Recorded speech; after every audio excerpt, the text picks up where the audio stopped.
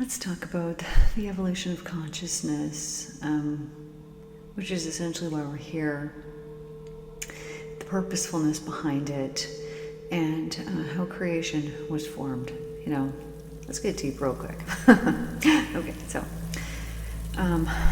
first of all, to understand how the universe was formed, I'm going to go back to the evolution of consciousness, which would imply that consciousness at some point was created.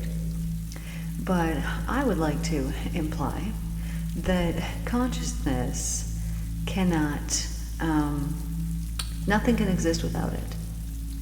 It, in fact, was the beginning. If you go to the Bible, if you believe the Bible, what does it say in there? It says, in the beginning was the Word. Well, you know that you don't speak words without having consciousness behind it, right? You have to have a mind and able to be able to speak. So in the beginning was consciousness.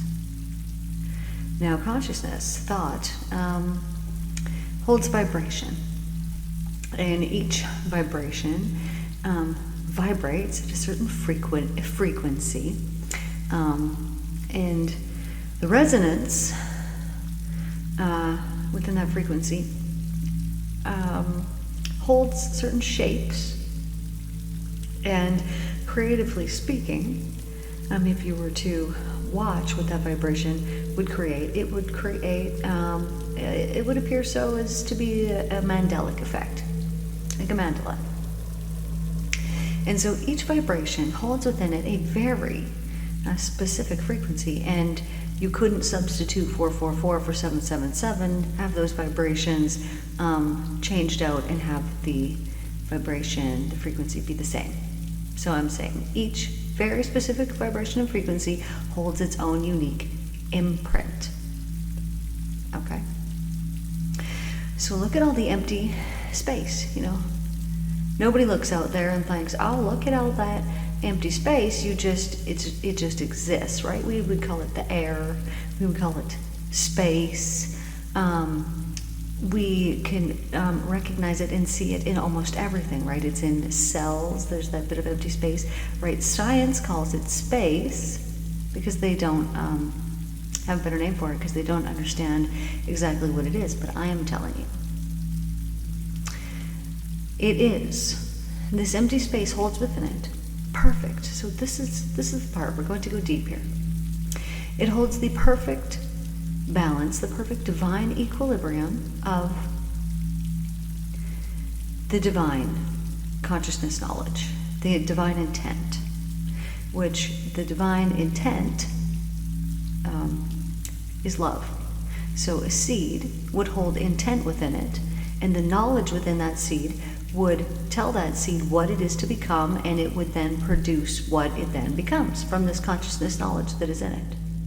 So all of the space that sits there is just sitting in divine equilibrium, uncreated. Are you still with me? Excellent. Okay, we're going deeper now. So you have thoughts. Now these thoughts are energetic, meaning they have energy within them, and these energy thoughts are electricity. They can be visibly seen. Our thoughts are visibly seen. So our thoughts are this energy. Now, every thought that you have holds within it a vibrational frequency. Now, depending on your thought, the higher, the closer it is to divine alignment, the true intention of universal consciousness. The true intent, which is why it feels so good when we're in divine alignment. The higher the frequency, closer to divine alignment, the more beautiful those vibrational frequencies are, the more intricate and unique and magical and beautiful they are. So when you hold these high vibrational alignment thoughts, these frequencies, they are being sent out. Now all that empty space that's out there is imbued with your thought, with your consciousness. And your consciousness holds within it whatever that vibrational frequency was when you thought it, when you created it, it then imbues all that space around you and begins the process of creation. Now, why is this a beautiful and wonderful thing? Because when you are in divine alignment, the things that you are going to create are going to be beautiful, beautiful, beautiful things. And when you are not, well, you're going to create chaos and destruction in your life. Because those vibrations that you are emitting are low frequencies if they're out of alignment with the divine, meaning you're jealous, or you're talking bad about somebody, or you're complaining about something, or you're being hateful or unforgiving, low human activity. And when you're in these vibrational frequencies, the things that you create in your life will not hold any beauty in them. This is the science behind it, which even science at this time cannot explain. Now, why does this matter? Because you can create for yourself whatever beautiful life it is that you want. Now, it might not happen for you today if you have not cleansed your consciousness completely yet. But once you get on that process and you cleanse it and you seek the love of the divine daily, daily, daily, all the time, in the now, all the time, you are going to see that in a very short order. Not only do things change in your life and people around you heal and wonderful good things happen all the time, especially to yourself, but especially to the people who are lucky enough to be in your environment.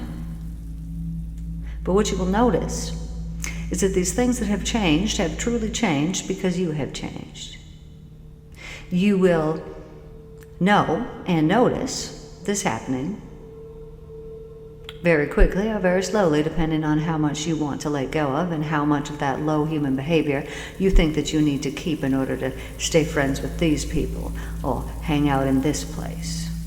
And as long as you concern yourself with those earthly things and not with the spiritual things, and you don't listen to that intuitive guidance that says, you know what, it's time to let them go and move on, as long as you continue to listen to that, you will continue to suffer, and you will continue to have destructive forces and chaos that come into your life regularly. As your experiences in the past, those traumatic things repeat themselves again in the future because you refuse to heal them and create different vibrational frequencies within your being, which would then create for you a different life. But because it's so comfortable sitting in those old energies, staying in that same frequency, you don't change it. You think perhaps somebody else needs to change it for you. And you choose and you make decisions based on that comfort, and then nothing changes. And you continue complaining, and you continue criticizing and gossiping. And you will notice how those hateful words that come out of your mouth don't make you feel very good, but for some reason you keep doing it. And that comprehension that maybe I shouldn't do this doesn't seem to be powerful enough to make you stop doing it. Now, the only reason why you would be not in divine alignment and that you would want to stay in this comfortable place is because you do not realize that there is a higher purpose and that there is something more purposeful, better for you out there. Now, some of us need to sit in this place for quite some time, in this place of comfortableness, to know that this is exactly what we do not want, but while we are in it, we do not know that it is not what our soul wants. Intuitively, we might know, but we do not know. And this is okay. This is not to be judged in anybody or anything. We are not meant to be judging people.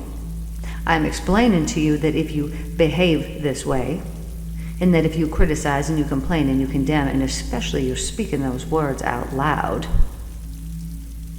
creating them, imbuing all that nothingness out there, and creating it, and it comes back as visible matter in your life, and you will think, is it really me doing this? Well, just test it out. Just try it out. Think of a person that typically bothers you regularly. Now, stop expecting them to bother you and imagine them in divine light and imagine them doing better, being better, not being that way anymore, and then see how long it takes before things change. But the decisions that you're making now to leave those environments, to let go of those people and places and things that have kept you down in those visibly low places, those decisions and those choices that you are making now are for your own goodness. Now, I am not saying other people are not as loved as you, but I am saying we all grow at a different pace. And sometimes we need to be with a group that is going to push us harder. If you are trying to quit drinking alcohol and all of your friends are alcoholics, good luck. This is what I'm saying. If you are seeking spirituality and you want to grow and you want to become a better human and you want to reach that divine alignment, then hanging out with people who have similar goals to you is going to be very beneficial.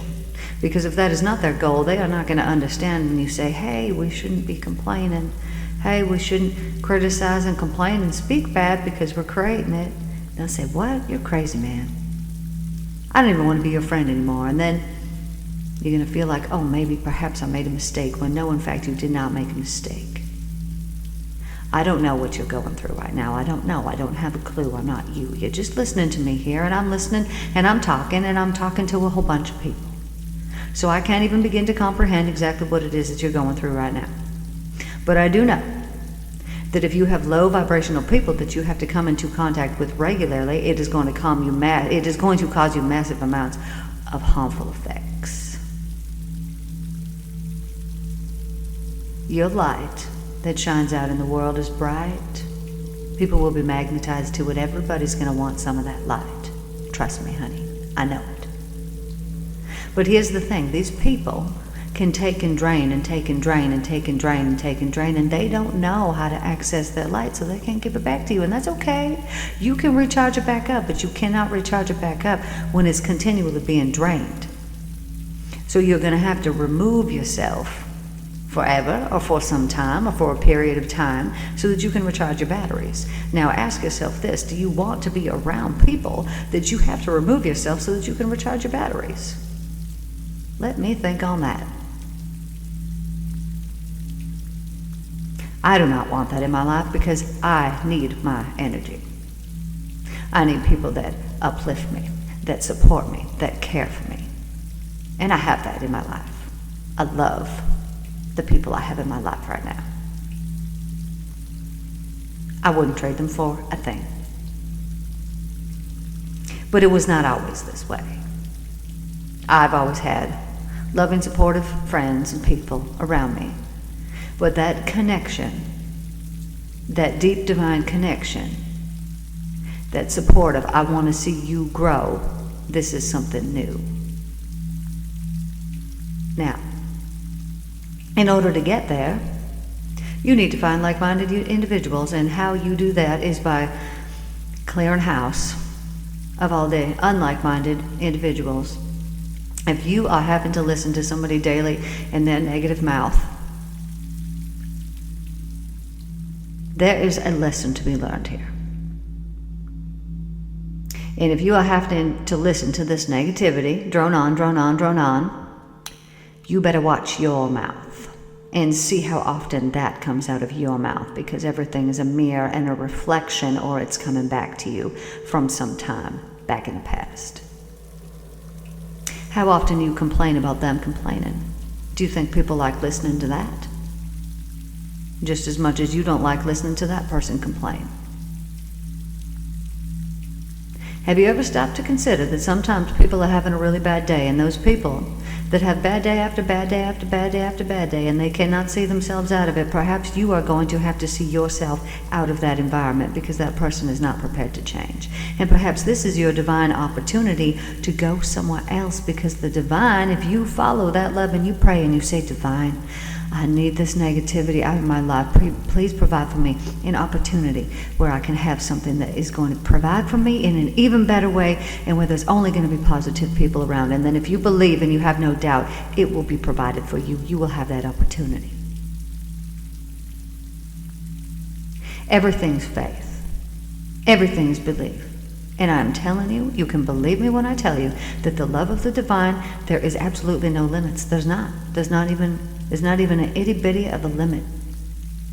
There's nothing it cannot do. No matter that it could not change in an instant if it needed to be changed. This is why if somebody comes to me and they have some type of physical pain and, oh, my body's doing this thing. No, it's not.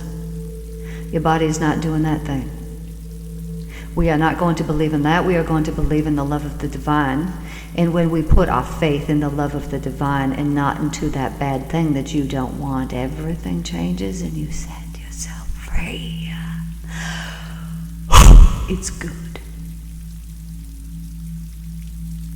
Trust me. You want that. This divine love, it sits there and it waits in equilibrium to be imbued with your creative consciousness, with your free will, which is your mind. That's your free will. We all have it. And you get to choose and you get to decide what you use that free will with. Your mind. You get to choose what you think about, what you speak about, what you act on. That's your free will. And how you use it, you could use it to create hell for yourself, or you could use it to create heaven. And the things that you create that are hellish are the things that are not in alignment with divine love. They're the things that you complain about. They're the things that you don't like. They're the things that you say, I don't want that. They're the things that you reject, that you push away. And when you tighten yourself up and you reject something and say, oh, I don't like that. Notice the tension that comes. Oh, notice that. What happens to your body?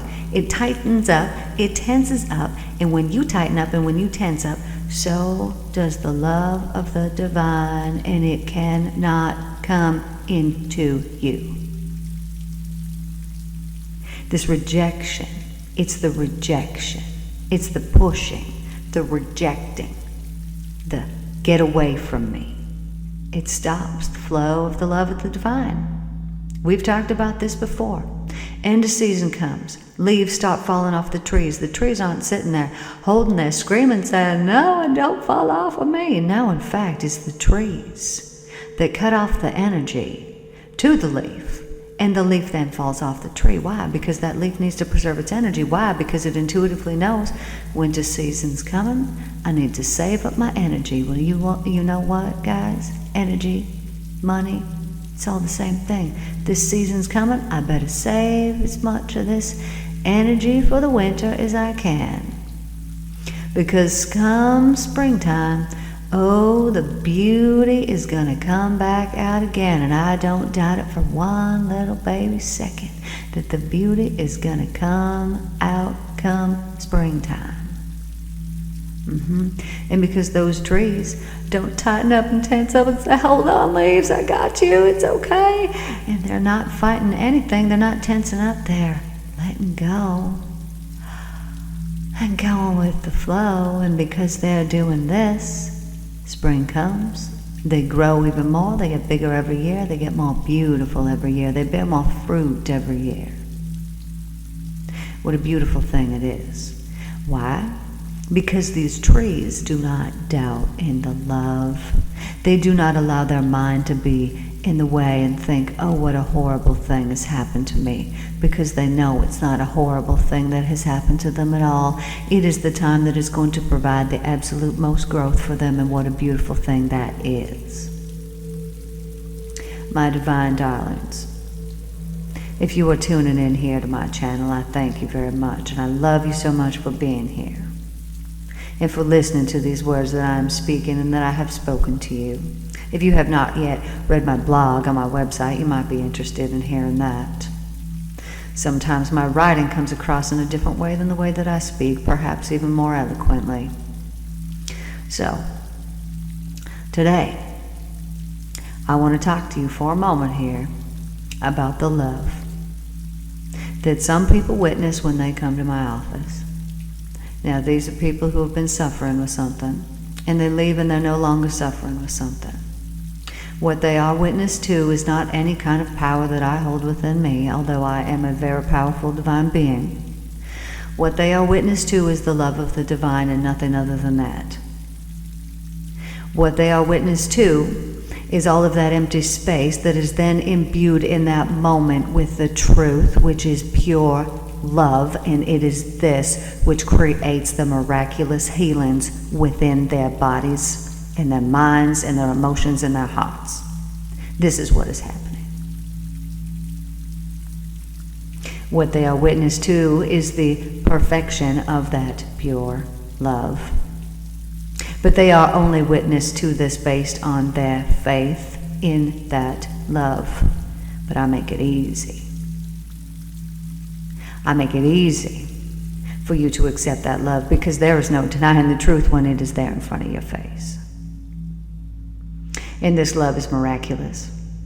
And sometimes people need this healing so that they can have a miraculous healing, so they can tell other people about the love of the divine. There is always purposefulness behind the suffering. There is never not. My divine darlings, my dears, my loving children in spirit, thank you for being here today. I appreciate each and every single one of you that is here listening to me and my words, these words spoken here today. They're meant to bless you, they're meant to uplift you, they're here to bring you awareness and illumination and to create deep healing and happiness and joy in your life. And I love you all very much, and I thank you all very much for being here. And I will see you guys tomorrow.